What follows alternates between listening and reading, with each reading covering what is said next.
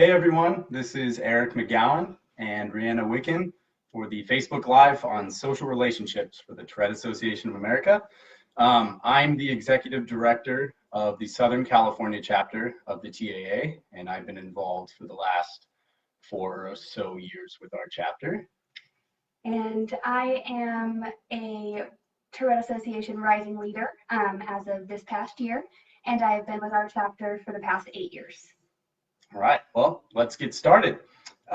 So first, a quick disclaimer on this. I gave a presentation similar to this at our Rising Leaders training last month, and the nature of this presentation on social relationships will revolve more around tics and less around the associated co-occurring conditions that most of us deal with as well, just because there is such a broad spectrum of what's going on there. So let's get started. The first topic or point that we want to get across is social relationships can be difficult for everyone, not just those of us with TS.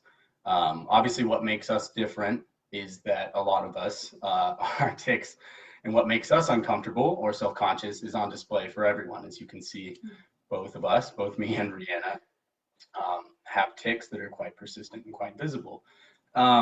But everyone's dealing with their own insecurities and fearing judgment and wanting to fit in, imagining the worst case scenario that can go on in a social situation. And it's not just those of us with TS. So just remember, everybody's dealing with something, and why we may have a unique, like I said, we're kind of on display to everyone. It really is similar to what a lot of people are going through. Yeah, everybody has something that they're self-conscious about and something that they have to deal with. And like he said, ours is just a little bit more out there for people to see. So the next point we want to get to is the concept of TS being a social disability, and is it or not. And I'd like to shout out Jaleesa from Northern California. A lot of us know her.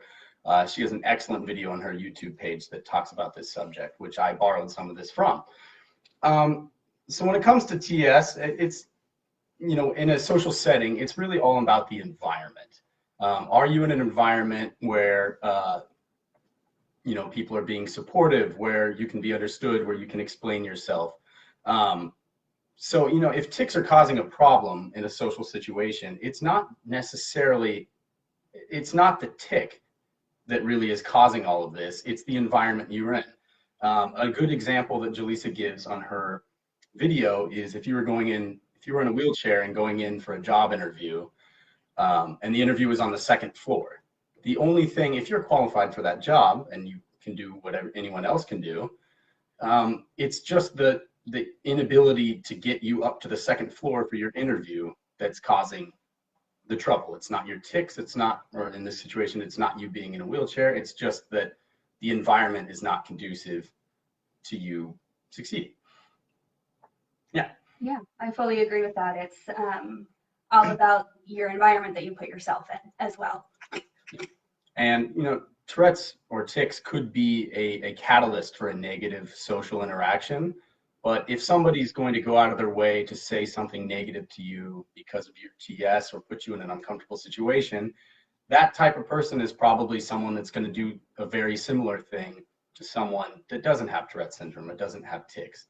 So once again, it just boils down to the environment you're in.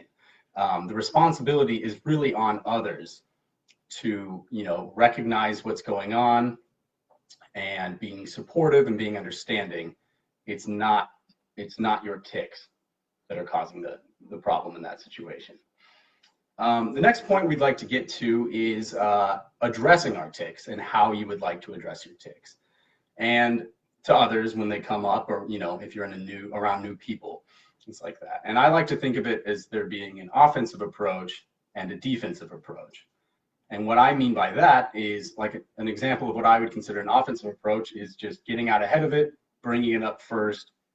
Everyone's on the same page, you get it out of the way. And most of the time, in my experience, I don't know if it's the same with you, but a lot of people, it's once you address the tic, people kind of, oh, okay, and then you move on. Yeah, most people, it seems that they are just not aware. And once you get yourself in front of it and you let them know what it is, there's no even concern after that. Mm-hmm. And then another example, my personal strategy throughout life, another one that I consider an offensive approach, is humor or making light of your tics. Now, I'm not saying there's in no way I don't agree with Tourette's being, the butt of a joke or being used insensitively. But sometimes, I mean, a good example is doing this head tic that I have right here that you'll see a lot and have already seen. I hit my head into my friend and we both just kind of laughed about it. It's like, you know what, sometimes that's what's going to happen. And I've always found, and I'm not saying that this can work for everyone, but me personally, humor's been a great way for me to deal with a lot of things throughout life. And I've always been kind of afraid, just going along with it or, making a joke myself. That's always helped me.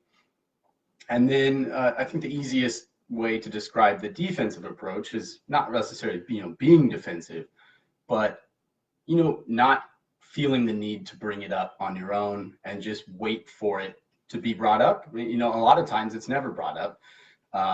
People just kind of see that and they accept it and they move on. I worked with a guy for 3 years who noticed me ticking for 3 full years. And then I finally brought up the thing, the topic of Tourette's. And he's like, oh, so that's what that is. Okay, well, that's cool, whatever. And then we moved on and nothing ever changed.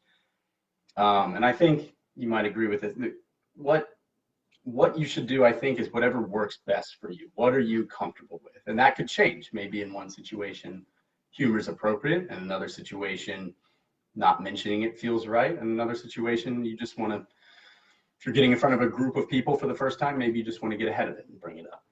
Yeah, I would say definitely it's important to remember with your tics and how you want to address it is that disclosure is 100% up to you.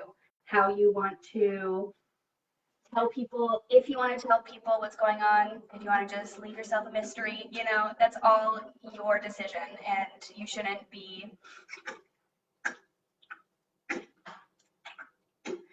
feel like you need to disclose if you aren't comfortable with it as well. Yeah. And for those of you that are joining us right now and missed the introduction, we are doing a presentation on social relationships. I'm Eric McGowan. I'm the Executive Director of the Southern California Chapter of the TAA. And I'm Rhianna Wicken, and I am a Tourette Association Rising Leader. All right, so the next topic that we'd like to get to is advocacy. And this one I feel like is fairly straightforward.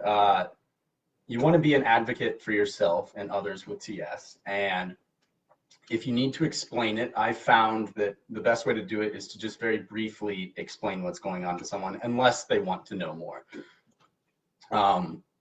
I found that, oversharing or diving in too deep sometimes can be a little off-putting for whatever reason, especially if it's a topic that they're either not familiar with, or if Tourette's is a topic they're not familiar with or not comfortable with. Just a brief sort of explanation of what's going on and why it's an important,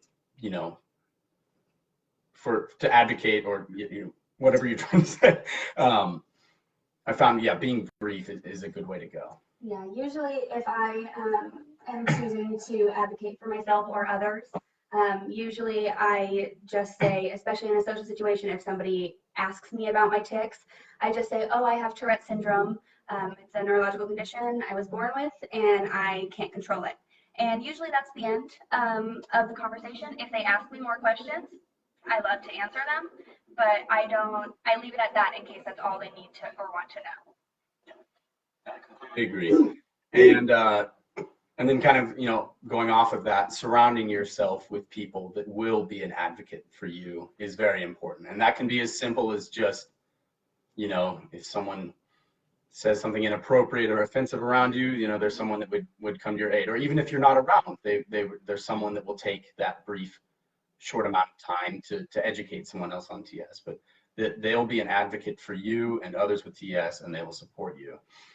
And then another thing that I think is important, I think it's important not to apologize for having tics or TS.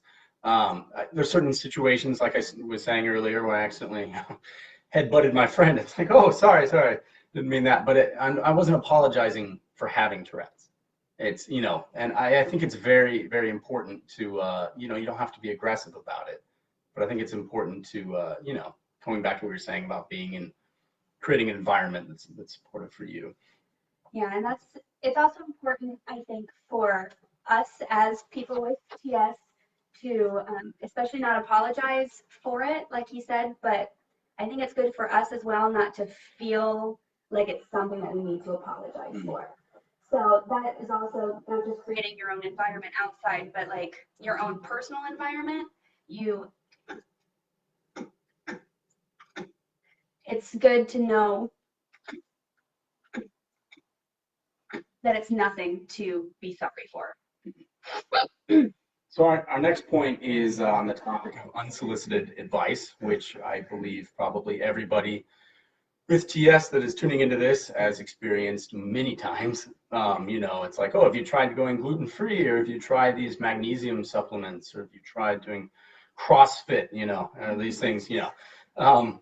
And, you know, this can be very annoying, as you all know, but I think there's something very important to keep in mind, which is, where is this coming from? Why is this person giving this recommendation? You're asking you about this. And I personally believe that if they're coming from a place of genuinely trying to be helpful, even if they're wrong and uneducated, that can be okay if A, they listen to your response and respect your response. When you say, you know, it's actually, you know, it's not that easy. It's not something I can control by stopping eating gluten, or, you know, all sorts of things. You know, it's like if they're willing to respect your answer and accept the education that you give them, then I think it's very important to, you know, forgive for that, because a lot of times, most times, I think it is coming from a place of just genuinely trying to be helpful and not understanding. And I think it's good too to make sure that if they are being respectful about it and you know that they did come from a kind place, don't be upset with them. Kind of just, like he said, let them off easy, you know, just. Yeah. And yeah. Okay, so our final point that we'd like to get to is about boundaries. Rhianna, do you want to talk about that? Yeah. So the number one thing with social relationships, whether you have tics or not, is you need to know your own boundaries that you set. So the number one person that you always have to look out for is yourself, and you need to know the boundaries that you set personally. So want to take it for a second? Yeah. So yeah, look out for yourself. You know, what situations can you put yourself in that will either make the tics worse and be more harmful for you, or put you in a better space? So if you know that staying out all night, you know, whether that's just partying or getting no sleep or things like that, like if you know that that's going to set off your tics, being in really crowded spaces, if you know that's going to make it worse and you're not going to have a good time, or it's going to be harmful to you, it's important to recognize that, you know, don't latch onto that fear of missing out if you know you're going to put yourself in a bad situation. You know, every now and then there's, you know, we make compromises where it's like, well, okay, this might make my tics a little worse, but I also really want to go do this with my friends. And that's fine, but you really want to kind of learn and set some boundaries for yourself and make sure that you are looking after yourself, as Rhianna said. Yeah, and especially if you are going and doing something that you know may make your tics worse, such as, like, my tics get worse if I get into a big, giant crowd of people, but I personally love going out and like going to concerts. So I always make sure that I have the boundary of knowing my body and knowing when I have to be like, I need to take a break. So that's always really important, is understanding kind of your actual physical boundaries as well, so that you know when you kind of just have to take a break or sit down for a minute. You know, you don't have to completely take yourself out of the situations, but just know yourself. Yeah. Yeah, completely agree. And then also, you know, if you say you're going to spend time with a group that evening and the plans are up in the air, maybe ask if they can do something that won't, you know, put you in a situation where you're going to worsen your tics or just be in a kind of a harmful headspace. And that kind of ties back to putting yourself in a good environment and surrounding yourself with good people, because, you know, they'll understand that. And it's like, okay, maybe we don't need to go stay out all night in a crowded than you, and we can stay in here, or we can go over here, and that'll be better for them, and it'll still be fun for us. And I found that is very doable.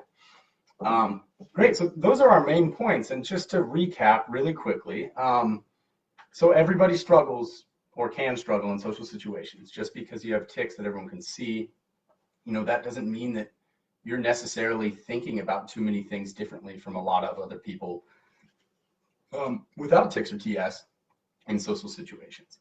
And then also, I think it's very important to remember, TS is not a social disability. If you're putting yourself in a good environment and you're surrounding yourself with people who understand and things like that, it does not have, it's not a social disability having Tourette's or tics. It's important to figure out how you want to address your tics to others, the offensive, defensive approaches that we talked about. That is, once again, just knowing what you're comfortable with. Advocate for yourself, advocate for others with TS, and also surround yourself with people that will advocate on your behalf as well. Educate briefly those who don't understand unless they ask for a more in-depth explanation of what's going on. Establish boundaries for yourself, which we just talked about. And then I think the main takeaway from all of this is good people will look past TS and have looked past TS forever. If they're good people and they like you and you like them, you're going to be friends. It doesn't matter at the end of the day if you have TS. So now we're going to go to some questions. We had questions that were sent in before this, which we'll address now. I see some of you have typed in questions as we've been doing this live, and we will answer those offline, but we'll get back to you very soon. So the first question, this is from Nancy. My brother-in-law has severe Tourette and regularly avoids activities and places out of fear that his tics will disturb others and or lead others to harass him. What advice would you give him to help him stop limiting himself beyond the other limitations he already faces? So personally, what advice I could give is to first break out of the fear of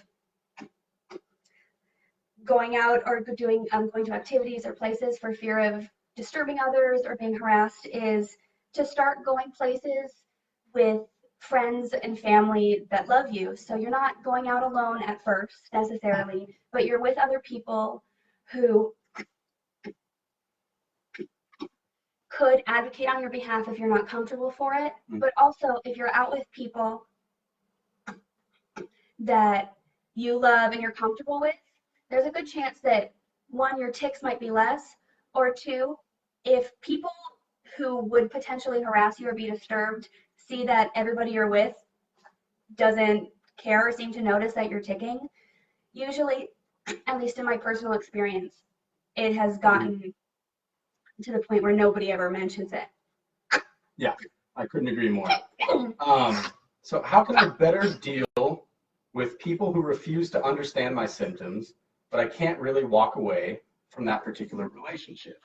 And I think that's probably referring to, a family member, probably, or just, someone that is going to be a part of your life. And I think what's very important, we were talking before about this, was just because they don't understand, that doesn't mean that they can't support you. Whether that understanding just comes from, they just, they refuse to accept that this thing that they can't imagine, being real, or if it's a cultural thing where it's just not accepted. There's all sorts of reasons why people might understand. But just because they don't completely understand doesn't mean that they can't support you. And I think that. Yeah, and I think it's also important in the same thing, even if they don't understand, still be firm in your self-advocacy to the point where they might not understand your symptoms or why we tic or why we do what we do, but they have to respect that you're going to tic anyway, even if they don't understand. Just be firm in the fact that you can't help it. And yeah. Sure. So here's another question. I feel nervous and anxious trying to approach people to form a relationship, whether it's dating or making friends. Is there any advice on how to better calm down or prepare myself before talking to someone? Personally, where I've been for a while now, which it wasn't necessarily an easy place to get to, is just completely owning my TS. Like, you know, it's rough, especially growing up, going through school with it. At some point, I kind of had the conversation with myself that, you know, this is who I am. This is my TS. This isn't going anywhere. So I'm just going to own it. And for me, that helped immensely when it came to meeting new people or approaching people. Just kind of go in there like it doesn't exist, even though it obviously does. But then that goes back to, you know, addressing your tics too. If, you know, you get into a place where you can sort of read the situation, you know, like, okay, you know, I want to get ahead of this right now and just bring it up, or it's a joke or anything like that. It certainly takes some practice and mental preparation and just mental growth for a while. But for me, the biggest advice I can be is just try to, you know, just accept your TS and accept that it's there and it's part of you and it doesn't change who you are as a person when it comes to approaching somebody. Yeah, and I would also say, just with this question, so for any advice on how to like better calm down beforehand, is I kind of had the same conversation with myself when I turned about like 16, 17, where I was like, this is me. I got to own it. But I always find that when you are going to approach someone to be a friend or anything more, outside of the tics, it's always good to just try to find some sort of common ground, because even if we have tics and they don't, we got something in common. Everybody has something in common. So it's good to calm yourself down in that way, even outside of the tics, just to remember that everyone has something in common and everybody wants to make friends and everybody gets nervous approaching people. So I think that's also important and good to remember. Yeah, definitely. So I think the last question that we'll answer that came in before this has to do just generally with romantic relationships and dating and stuff like that. And really, I think it all sort of falls under the exact same umbrella. Just like, you know, if a person isn't going to accept your tics, they probably weren't going to accept a lot of other stuff. And it's the same with a romantic partner, where it's, you know, if they like you for who you are, the TS really isn't going to be a factor. You know, most people with TS, you know, I mean, everyone with TS can have a perfectly happy romantic life. And yeah, like I said, I really think it falls under the same umbrella as all the points that we made throughout this presentation. Yeah, and with romantic relationships especially, I had another person with TS actually said this, and I have kept it with me since I heard it. And she was talking about how TS is kind of like a wonderful vetting process, because it's an opportunity to see whether or not somebody is a good person. Because like you said, if somebody's not going to accept your TS, they're not going to accept a lot of other things. But if they can't hang and like you despite your TS, then there's going to be a lot of people that will. So there will always be people that will love you despite the TS. Mm-hmm. So yeah, definitely.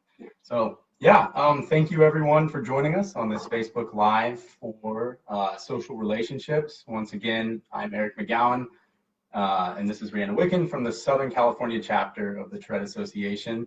If you want to find out more just on TS in general, go to tourette.org, and we'll see you for the next Facebook Live. Thank you. Thank you.